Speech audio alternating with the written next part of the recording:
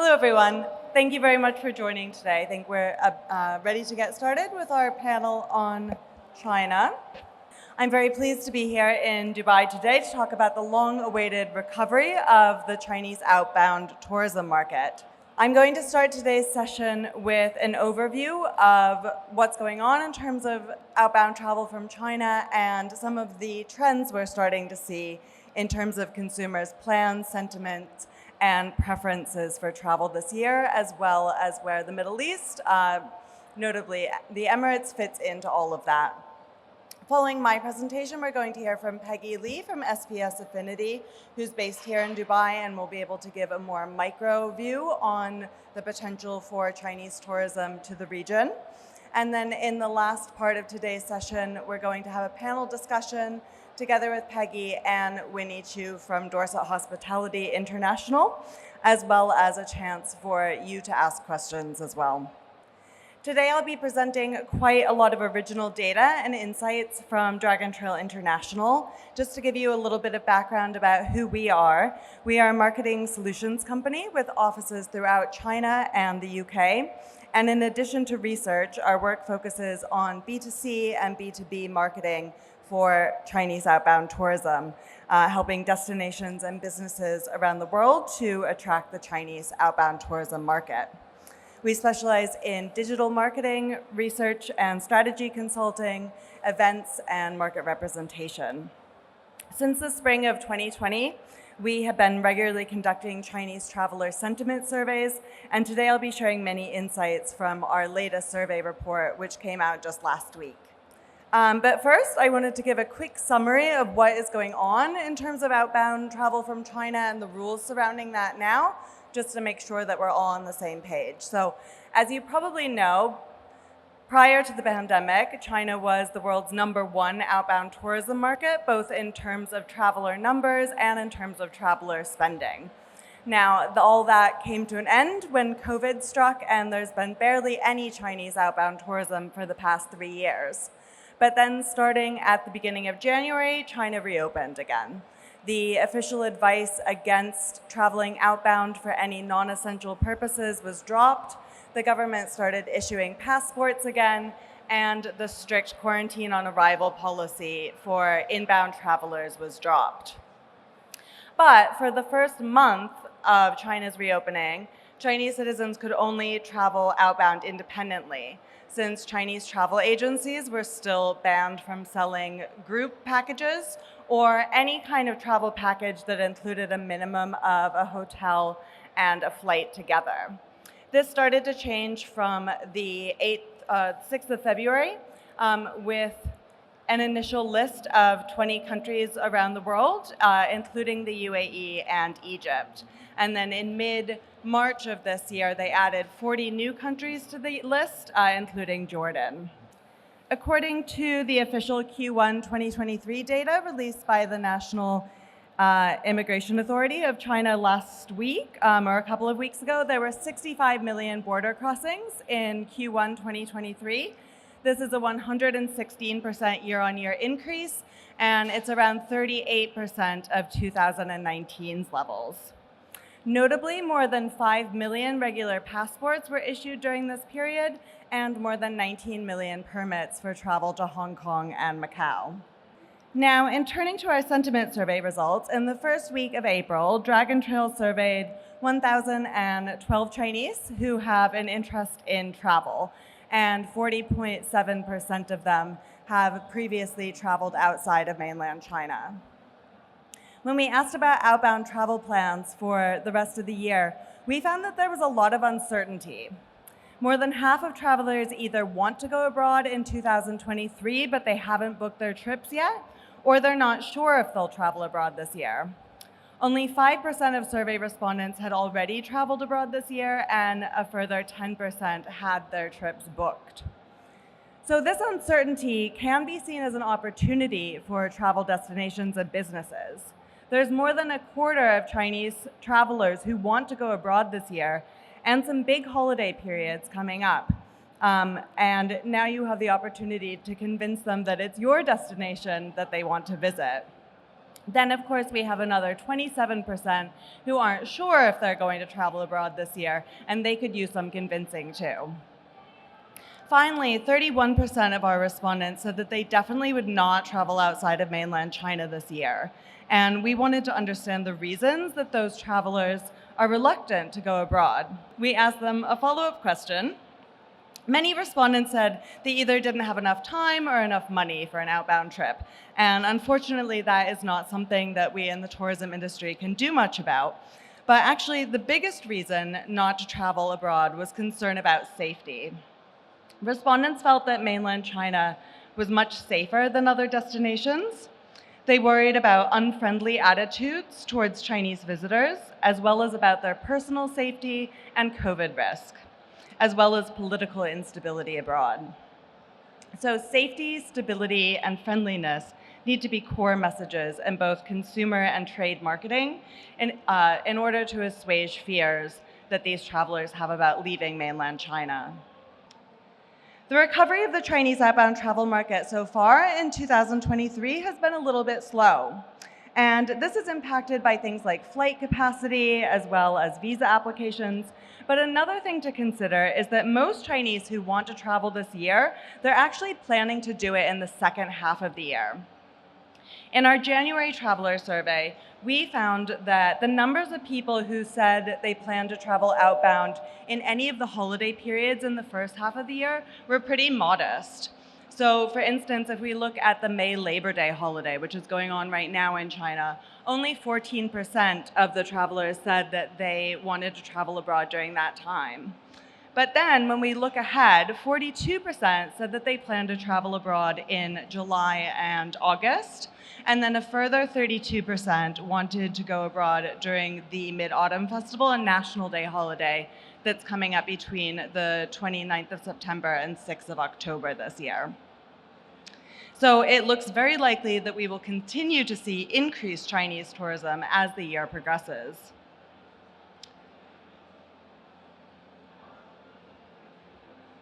Okay, now let's look at some of the top motivations for those who do want to travel abroad. We found that survey respondents were especially interested in having local experiences. 56% wanted to try local food, and 52% said they would travel abroad in order to experience local lifestyles. Visiting landmarks such as museums and iconic architecture was also a leading reason, chosen by 56%. And beach and sea destinations have been very popular as well.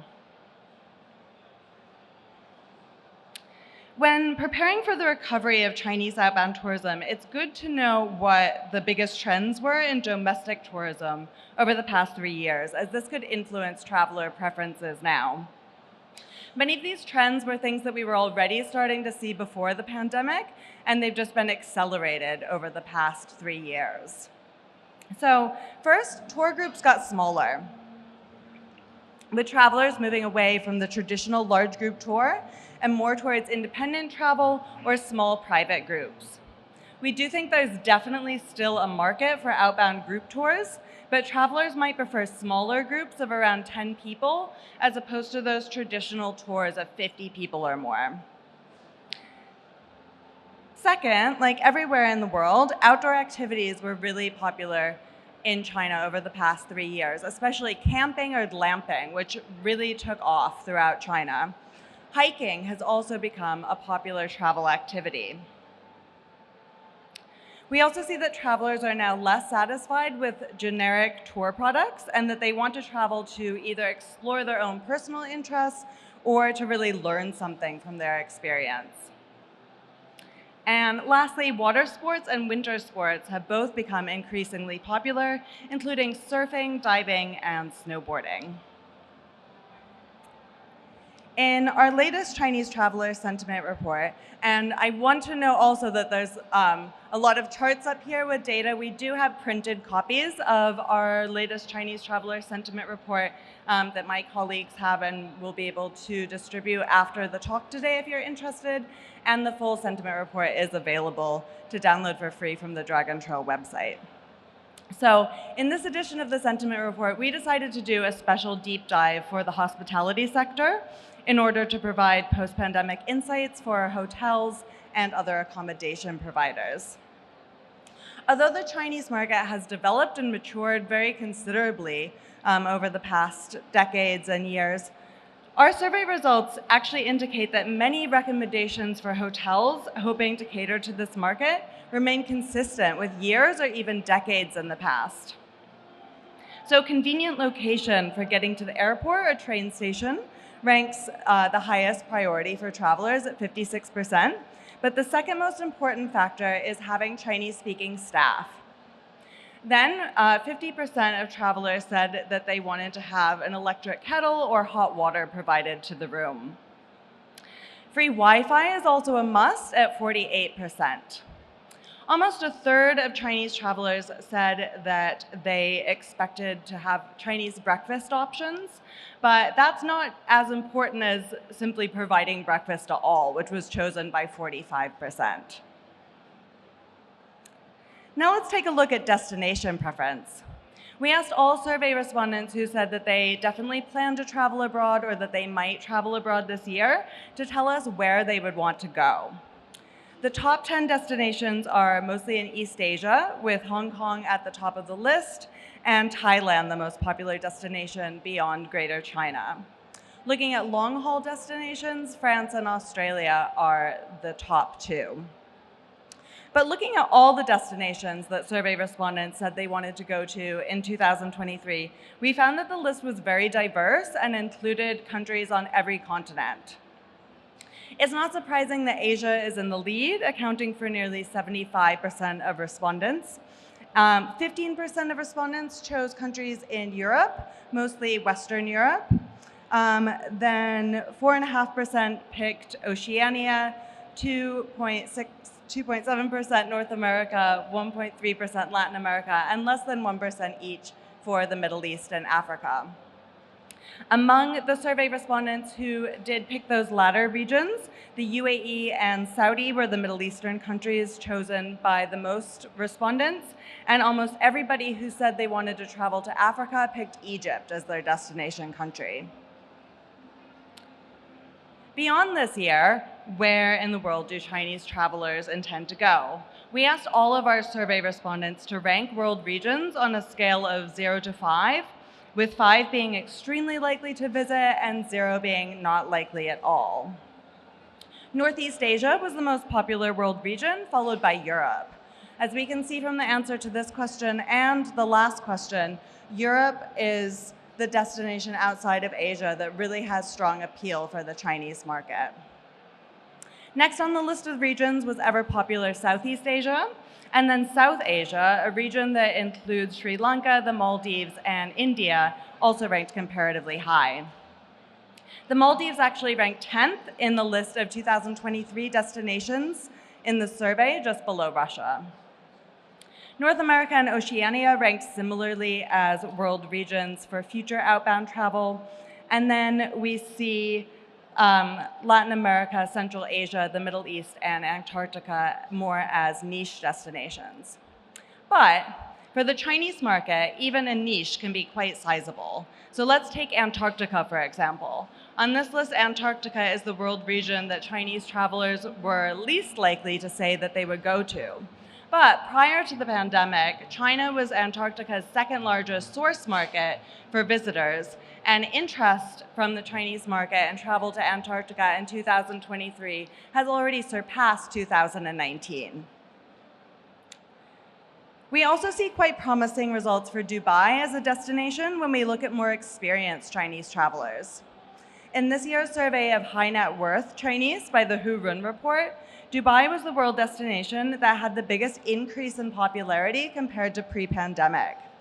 It rose up the rankings from 11th to the 8th place this year compared to 2020, and it was chosen this year by 24% of wealthy Chinese as a destination to go to, compared to just 14% in 2020. In data just released by Chinese travel website Mafengwo, the UAE is the 10th most popular country, and Dubai is the 10th most popular city for outbound travel in 2023 so far. Mafengwo users tend to be younger, experienced international travelers, and so far in 2023, Mafengwo says that of the outbound travelers who use their website, they're mostly all born either in the 1990s or the 1980s, and they're almost 60% female. Finally, I want to talk briefly about how Chinese consumers are planning their outbound travel, as this can help you to organize a marketing strategy. According to our survey results, the most likely source of information for travel planning is OTAs, such as Ctrip. And official airline and hotel channels are also popular. So this would include things like websites, social media accounts, and apps. But social media platforms in general are a very important source of information, but as you may know, China has its own set of social media platforms. So they don't use Instagram and Facebook necessarily, they have their own apps. China's leading social media platform is WeChat. This has more than 1 billion active users. And since 2017, Dragon Trail has been tracking the performance of international tourism brands on WeChat on a weekly basis.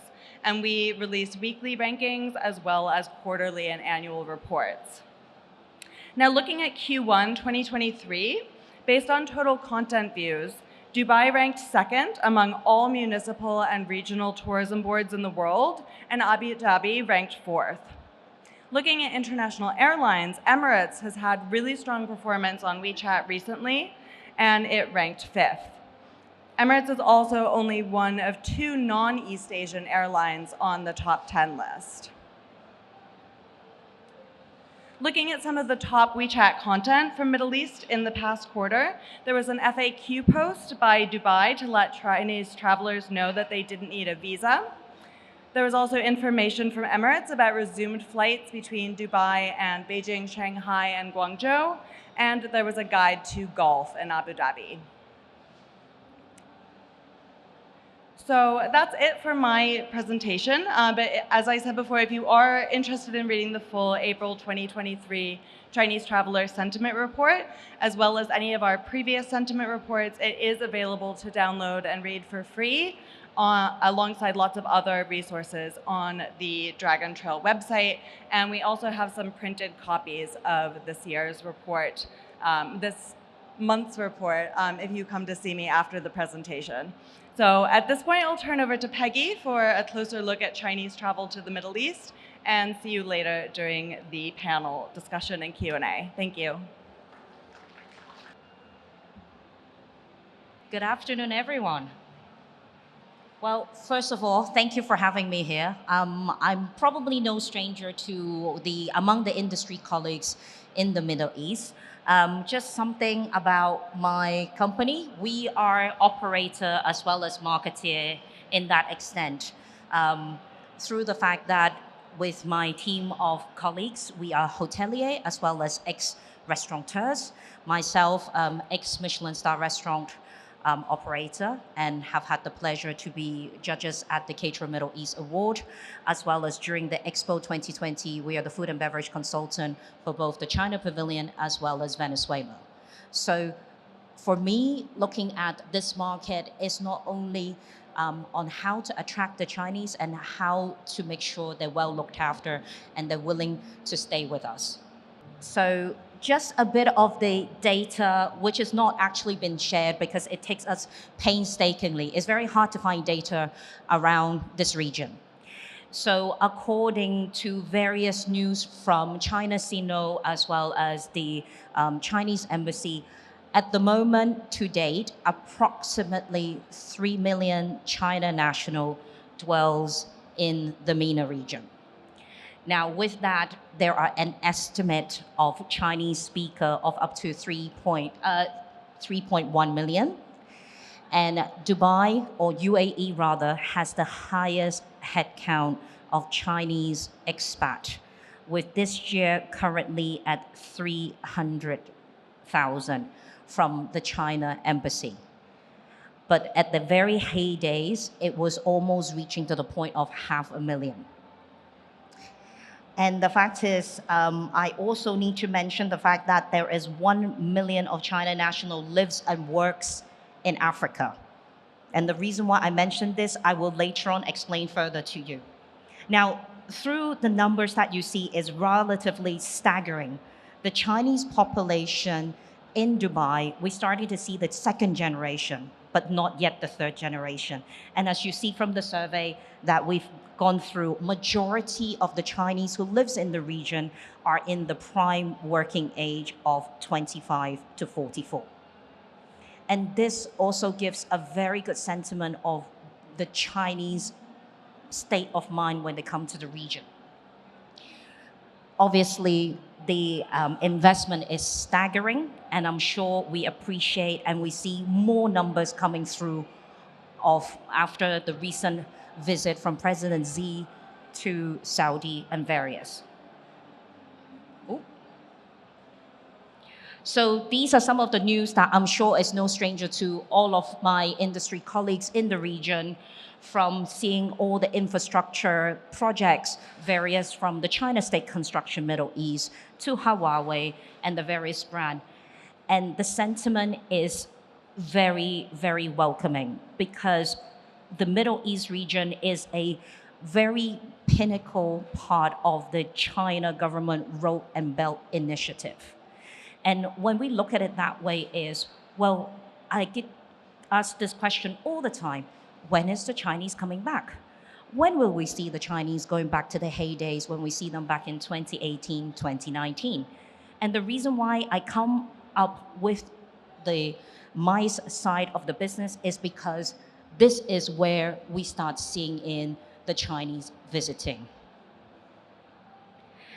So this is a report that comes out from PricewaterhouseCoopers in looking at the Chinese investor confidence in the Middle East. Now, this is industry breakdown of the correspondents who said, what kind of industry are they coming in? Who is incorporating in the region? And why do they want to incorporate in this region? Infrastructure, naturally, because of the Road and Belt Initiative. Construction is one of the major pinnacle point, as we said, from the highway that we see leading towards the Expo 2020 to the Etihad Rail. All these have a close and bounding working relationship with Chinese corporate. And then financial has come up exponentially with the fintech. Now we've seen that Binance have incorporated. We've seen that the Abu Dhabi global market have the insatiable amount of Chinese owning company formation. And this is just a tip of the iceberg that we see. Further to this is, well, who is actually setting up and where is the Chinese corporate setting up their head office at? Now, this gives a very big insight. And reason being I said it this way is because when you set up headquarters, you need the people. And when you need the people, they spend. And when they spend, this is where we are. So we can see by the fact that UAE comes outstanding in terms of the sense of security, financial stability, the ease of the legislation, and the welcoming of the corporate. And we can see that obviously closely followed by Saudi, Kuwait, Egypt. Now, we have to look at it this way is we know this will swing and this will change. Reason being is the signing between President Xi and just back in last December, we have yet more giga project and more mega project from Saudi to come. And the fact is this is where they're wanting to introduce and wanting to get the Chinese company to set up their headquarters in Saudi.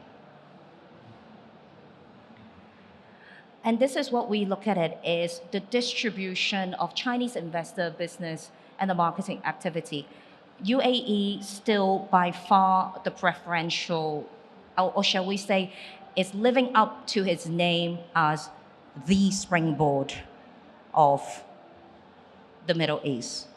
And naturally so, because it has always well positioned itself from everything from the legislation. We saw the very well company structure from DIFC and various different free zone have offered that great potential and setting up offices around those locations. The thing that we will possibly see more to come is Egypt. Egypt will be the next country that I see huge amount of potential upcoming, especially the fact that in regards to logistics, because it's a very important route in order to get through to Europe, and that has a great sentiment value towards the Road and Belt Initiative. The next thing is, well, why does the Chinese want to invest in Middle East? As we can see, high market potential, strong power, business environment, local needs, high market profitability than other regions, easy access. I mean, all these things pinpoint at the fact that MENA is ready for business. And Chinese loves to have MENA as one of the pinnacle point to be with. Ooh. Now, moving on to Africa. Well, the reason why I want to talk about Africa is during the pandemic, Chinese national did not get the opportunity to get their vaccination.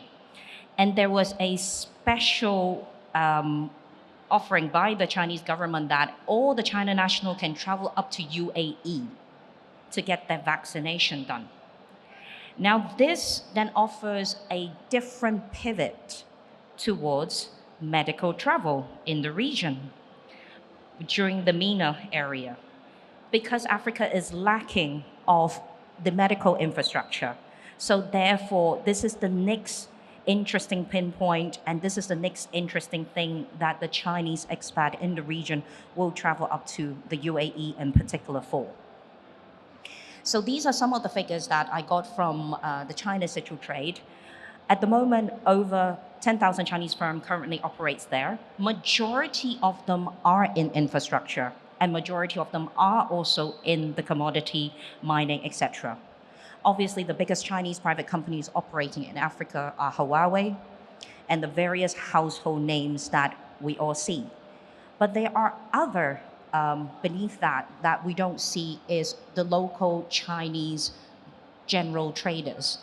As a Chinese national, where we start the entrepreneurship is always with do a general trading as a fact, no matter which country we go to historically, etc.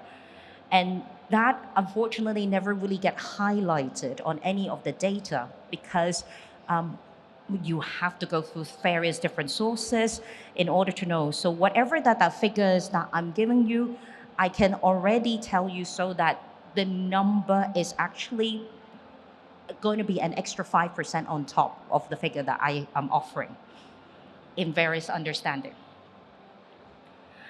So Chinese labor data overview of Africa. Now, this is the reason why I said it this way is because of the fact that having the Road and Belt Initiative, you have a lot of Chinese expat that actually dwells in the MENA region.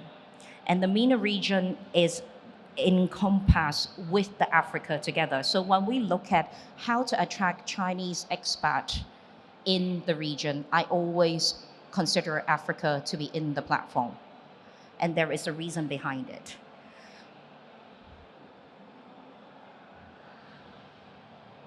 So, according to the National Bureau of Statistics of China, now number of Chinese workers in Africa by the end of the year. Now, these are some of the figures that we can see of how many. Obviously, they topped it at 2015, 2016, and it slowly come back down. But we can see that the infrastructure projects are ramping back up, in particular around Egypt. So the numbers should go back up significantly. And these are just some of the news that comes out from the China Foreign Office. From the Sino-Africa trade, business fully boosted. And when they meant fully boosted, it really mean the case. from the amount of spending that they inserted into the country to the amount of output. The other very encouraging thing is because of the confidence in the commerce and in the MICE travel, you will get to see the movement and the leisure being come back on board. South Africa set to receive the first group of Chinese tourists. You have Mozambique coming back on, Mauritius. All these are destinations that has been known previously that the Chinese want to visit and not necessarily have direct flight. And this is where MENA also comes in with a very nice play where there is the hub of being in Dubai as a flight hub. Obviously, Qatar Airways is working exponentially in exploring their routes. So therefore, the options of having Dubai being a pit stop destination become even more so attractive. And we can see people will want to then stay for 1 or 2 days being a pit stop destination. I think the attractiveness of having that pit stop destination is for sure that is to stay. So enough about data, understanding the Chinese in the MENA region. Obviously, as I said before, the Chinese expat is highly driven by economic growth, meaning wise is where they see there's opportunity to grow, this is where they will flourish. Fintech, high-tech companies are fastest growing sector incorporating UAE KSA. The latest figure that we've seen is the esports. From the fact that the Saudi sovereign fund have recently acquired one of the Chinese esports team, our VSPO, at 257 million according to Financial Times. The esport gaming is here to stay. With today announcement from Arabian business saying that the gaming of the region, or in UAE in particular, is something very exciting. I think us Chinese is no stranger to gaming in that extent, or shall we say the word casino as a fact. And I think this also helped to further fuel other businesses along, and hence why the fintech and anything financial tech-wise will be here to stay. The MICE recovery is doing exceptionally well. From the fact that recently, since the start of 2023, we have seen no less than the conferences from Leap in Saudi. We've seen Alibaba Cloud with presenting the new cloud solution. We've seen Huawei, and we've seen Web3 and all these others. So only with these is bringing in a tremendous amount of traffic to the region, let alone the actual physical infrastructure investment. And of course, Chinese real estate. When they start having the business travelers and when they start setting up headquarters, obviously they need to start setting up a home. No matter how much data from the Khaliji Times or the Arab Times that we see, the top buyers are the Russians, the second highest buyer are English, followed by India, Pakistan, etc. The Chinese are still there, but not necessarily be seen in that way. But doesn't mean that they're not buying. And I think this is the other thing that the general sentiment of the Chinese, the other thing that we have to look at it, and the reason why I said the Chinese expat community has evolved rapidly is UAE have just inaugurated their first Chinese curriculum school a year ago. Now, this is something very encouraging that has come from the China Foreign Office. And if this as a country or as a region is not something that the China progressively see being a working partner, no such domestic infrastructure shall be facilitated. And we've seen great progress of the children going into school. And this is something that is well worth considering is the second generation, the third generation of Chinese to come. And then, of course, we look at the adaptation of Chinese market. Now, as what Sienna said, and as what I'm going to say is, authentic communication is the key. Because it's like when you go to Rome, you speak like the Romans. So we don't need to go and tell people, yes, the Chinese are very adaptable, but also when they're travelers and when they're coming with a sentimental expectation, that sentimental expectation needs to be facilitated. And meaning wise is the authentic communication, the food, the changes, and the market of the UAE as well as the various key Chinese expat, they're very matured. In Dubai, we all know there is the international city and they're flourishing like they do. Now, Riyadh also have their own Dragon Mart, which is coming up fast and furious.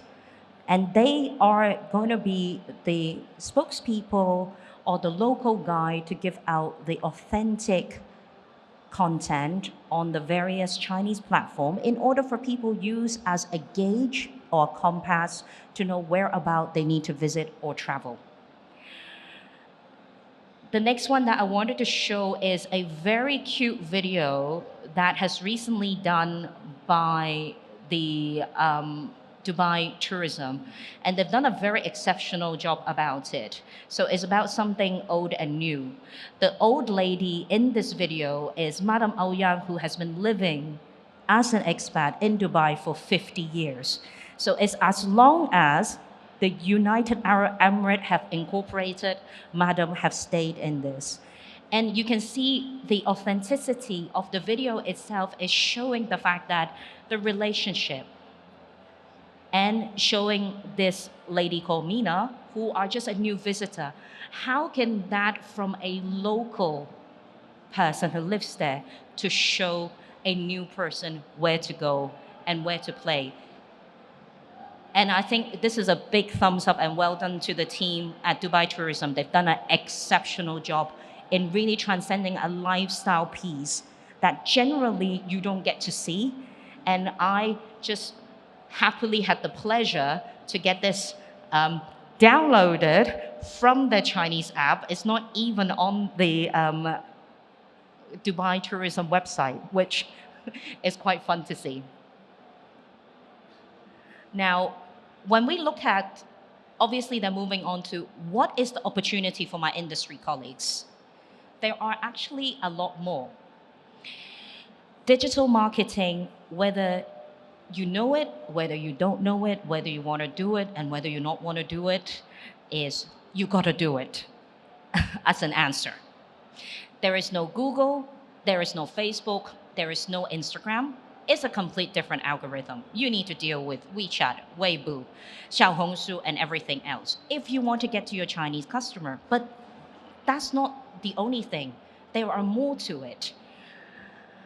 The increasing regional health tourism from Africa to UAE is something very interesting. So recently, I've had the pleasure to speak to the Dubai Health Authority as well as Abu Dhabi alike. Post-pandemic of the number of Chinese medical visitor, not for beauty, but for actual purposes of health, has grown no less than 35% in comparison to pre-pandemic. And this is a welcoming sign that Dubai has another alternative for people to want to come visit for. Obviously, the exponential 2030 Saudi vision have completely propelled this region to a different level. And it's not just to do with the tourism need, it's more so to do with, well, if we come to this region, other than coming for holiday, what else? And this is a very much of a very Chinese thing. You know, when you go on a holiday, you like a place, okay, let's see what business I can do. And this actually helps tremendously. Responsive and customer service can help to improve customer experience. Now, as what Sienna said, 51% of saying that they want Chinese speaking staff. And this has been something that I've been highlighting to my industry colleagues at no end since 2018 is because of the word hospitality and because of the word tourism, human as a factor is an important component. And when you don't have the talent, and if you don't have the talent who are able to offer the cultural diversity, they will not see the uniqueness and the accommodating fact of why they want to come back. Dubai, time and time again, become a one-time destination. We have not as much second visit and third visit.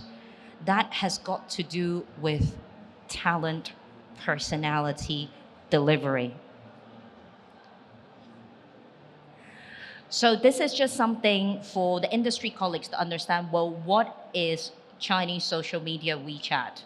So as what Sienna have said, I've just put in a few examples for you to look at. It's a super app for Chinese that combines function capability of Facebook, e-commerce, fintech, and WhatsApp. And the reason why that is if you look at the post on the left-hand side, which is from the Armani Hotel, it's like a blog post. And then we show people the different dishes, how the way things are being done, etc. So it's no less than just a post itself.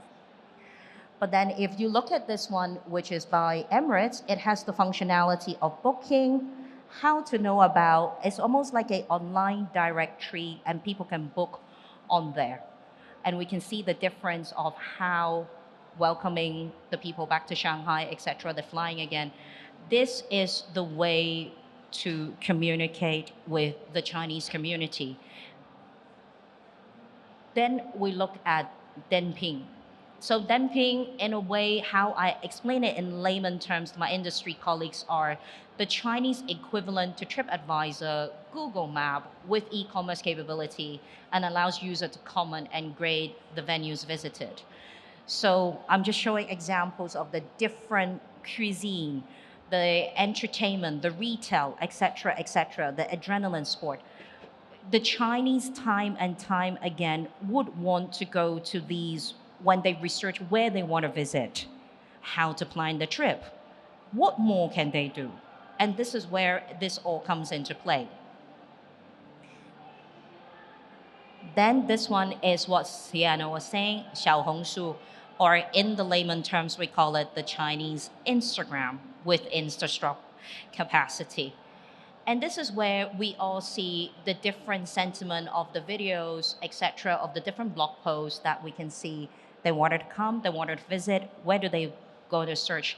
So these are few of the search engines that we are going by in helping our clients to know what to do.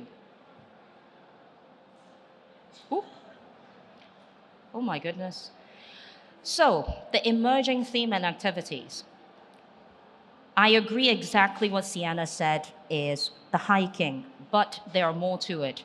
We're starting to see the Chinese travelers coming for competition like Ironman, Spartans, rack, and various stuff. Obviously, we've seen the fact that there is the first Chinese Formula One driver when he came during the Abu Dhabi Grand Prix. The following, you will get to see more and more Chinese competitive players coming into town. And that only shows that the diversity of the different crowd that will be drawn. Now, obviously, event tourism. When we mean by event tourism, it's just like here.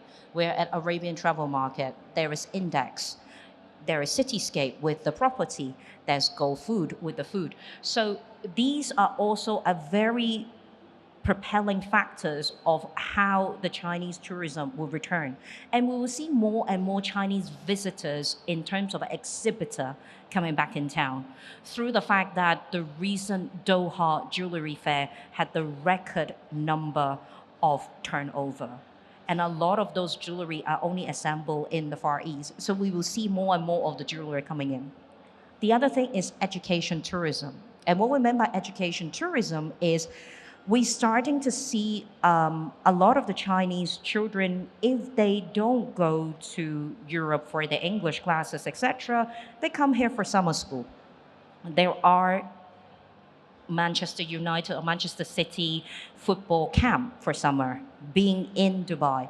So all these are welcoming signs to infiltrate the market, being propelling, moving onward. And that's all from me. And thank you. And I look forward to speaking with the rest of my panelists. Thank you so much, Peggy. It was really lovely to see, especially that video by Dubai Tourism. I had not seen that, and it's something really special. It's a great concept. So, to get started, since we've heard from me and from Peggy, I wanted to start by introducing our third speaker in today's session on the Chinese market, Winnie Chu. Winnie's based in Hong Kong, and she's the president of Dorset Hospitality International, an international hotel chain with 53 properties in 23 cities. So, Winnie, I'd like to start off by speaking about Dorset Hotel's experience with the mainland Chinese market. How important is this market to Dorset Hotels, especially for your properties outside of mainland China? Thank you. Thanks, Sienna. Sorry, please bear with me. I've kind of lost my voice. But I think in terms of a source market, Chinese traveler accounts for about 35% of our market. And if you're counting Hong Kong as well, that's over 50% of our travelers are mainland Chinese plus Hong Kong. I think it's a very natural reason for it to be. As you mentioned, out of the 53 hotels, majority of our hotels are in Asia. We're one of the largest hotelier in Hong Kong. We have over 10 properties in Hong Kong. And as you see, and also from your statistics, a lot of mainland Chinese traveler, when they go overseas, Hong Kong, as well as Southeast Asia, is still one of their first destinations. And one question that I think a lot of people have in 2023 is, now that the Chinese outbound tourism market is coming back, are there changes to the market? Are there changes to people's expectations, behavior, the way they're spending? And to those outside of East Asia, it might be hard to see those changes so far because the market is still getting going. But obviously in Hong Kong and Southeast Asia, and with such a large Chinese market for your hotels, you've been able to see that so far. What have you noticed about changes with the Chinese market? Absolutely. So I think number one, as you both have mentioned, air travel is not back yet. So in fact, if you really look deeply, Hong Kong is a big benefactor of this, because during the Golden Week, which is happening right now, the 1st of May, the biggest travel travel season in China, majority of people are coming from land, coming from high-speed rail. In terms of consumer behavior, I think both of you are very much expert, and it's based on your statistics, a few things have happened. First of all, technology, a lot of contactless behavior, but I think it's not just Chinese travel; it's global travel market. In fact, I have a few partners here with me during ATM because Dorset, we really engage in technology. We have contactless check-in, contactless checkout, as well as we also have robot, cleaning the room, cleaning the common areas, the rooms, and as what you have mentioned earlier from your report, health and safety and hygiene is also very important when the Chinese travelers now. So definitely these are behavior we're seeing in terms of consumer picking where they're staying. In terms of, again, with Chinese traveler, it's very similar. Social media, you have touched upon very much. Without a doubt, the other thing you would then go into is distribution, kind of what distribution channel. Because like all other source market, you have unique distribution channel. Just to give you an example, because Hong Kong and Southeast Asia kind of rebound faster with Chinese traveler, I have one of my colleagues here with me from our service apartment brand called Dow. And last year to this year, our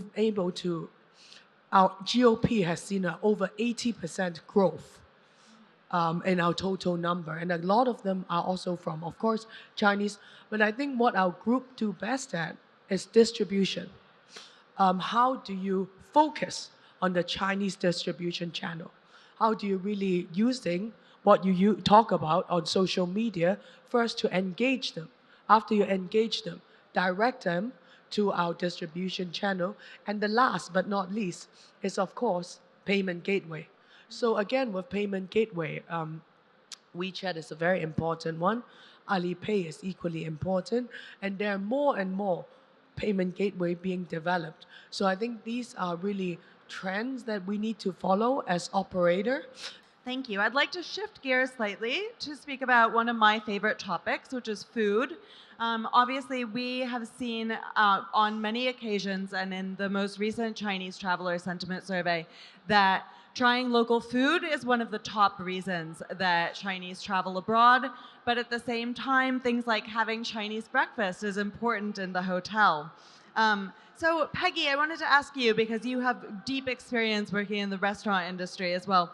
What is your take on food preferences for Chinese travelers to the Middle East? Is there a big opportunity for fine dining, for local cuisine? Do they want to eat Chinese food? I think first of all, may I congratulate my industry colleagues in the UAE to start with. Throughout last year and this year, the amount of restaurant awards we've been getting are tremendous. From the MENA 50 Best Restaurant to the introduction of Michelin in both Dubai and Abu Dhabi, as well as Gourmet Meal, all these have given a fundamental propelling boost to the industry itself. And when, as a Chinese traveler, go out, obviously these accolade does have weight. They use these as a almost like in a compass to show them, well, what do we perceive as the best food, and Michelin is one of them. Gourmet Meal is another one, and obviously 50 Best. So this have given a big boost to the travelers, not only to the Chinese.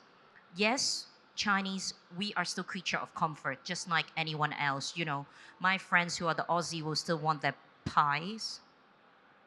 You know, Chinese will still want our rice. And, you know, with my Arabic friends, they would still like the shish tawuk and the chicken kapsa. It's no different. But you Thank can you. find you can find similarity having what you Exactly. said, because I'm a big fan of Middle Eastern food, and for example, I think Jewish, Jewish, it's like Chinese porridge. Honestly, it's like Chinese porridge with a chicken flavor, and in fact, I love Jewish because it's got different season. It has different flavor, and similarly, it's in like China, is the same. Like in winter, you eat more kind of hot porridge for breakfast. I definitely need some porridge tonight with my throat being like this.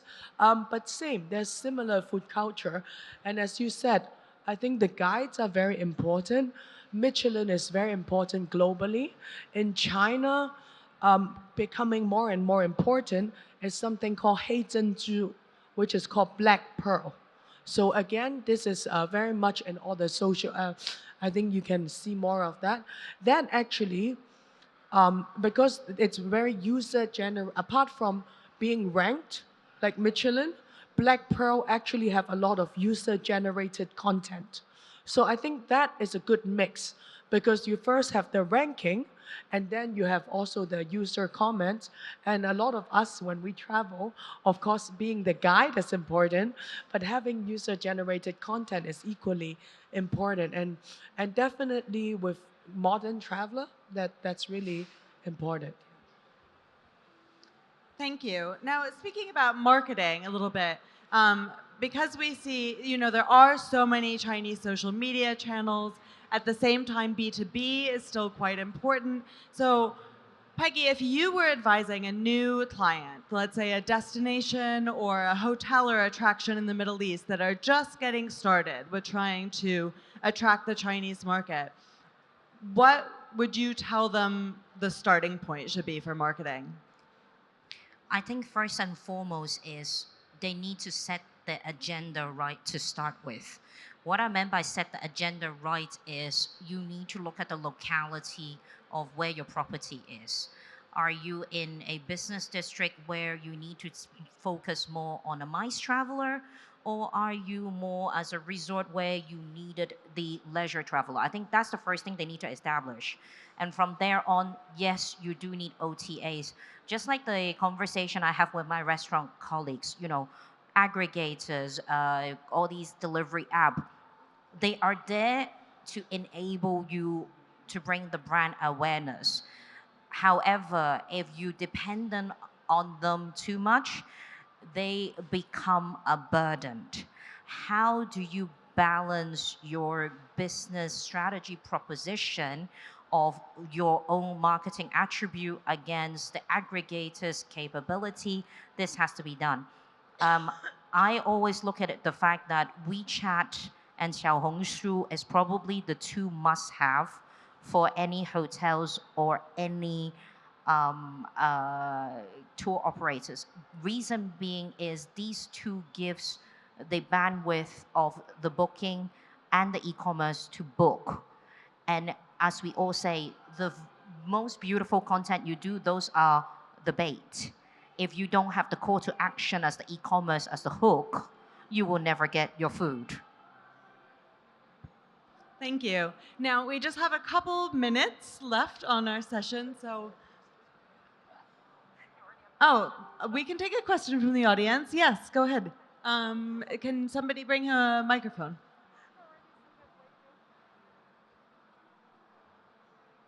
And if there are other questions from the audience too, we can just switch over now to doing a little bit of Q&A while we still have time. And then... Yeah, thank you. Thank you. My name is Imtiaz Muqbil. I'm the executive editor of Travel Impact Newswire based in Bangkok, Thailand. China's image in this part of the world has been boosted significantly because of the moderation role that it has played in building peace between, patching up between Saudi Arabia and Iran. Have you been able to see a direct business dividend from this? I was just wondering if you would like to explain the broader geopolitical strategic objective of this, if you have any insights on that, and how it will actually translate into some kind of a positive business, travel, and other benefits downstream for the entire region as well as China. I think that's a question for Peggy. I think, as I said in my presentation, the China government Road and Belt Initiative is a significant pillar to set the course for all these activities and engagement. Now, ultimately speaking, is with the Chinese policy is very much of how to make sure that if there is the partnership to be played, then for sure, let's play it. You will see a lot more transaction coming through for sure. I mean, even before this whole relationship enhancement, China has never really stopped working with Iraq or Iran. There've never been that differentiation at all. So yes, we're seeing more and more transaction, but having said that, UAE or Dubai as a location has never shied away in working with those two countries either. It's just we are putting things into a more progressive pace to make things happen. Thank you. Are there other questions from the audience that we can answer?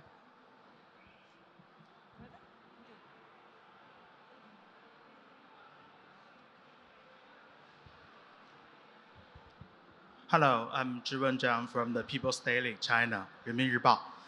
My question is that now the whole world is witnessed the Golden Week of the Labor Day in China, and so many Chinese tourists visit the domestic and outbound destinations.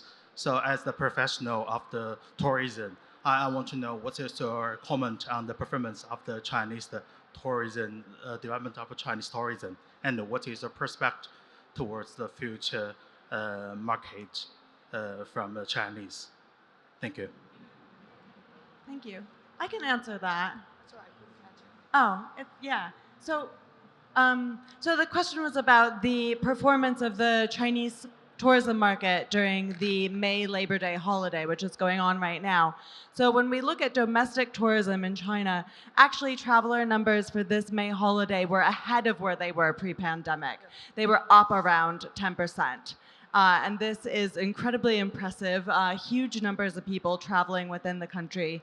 And what the take is for what that says about the Chinese outbound market or Chinese tourism in general. So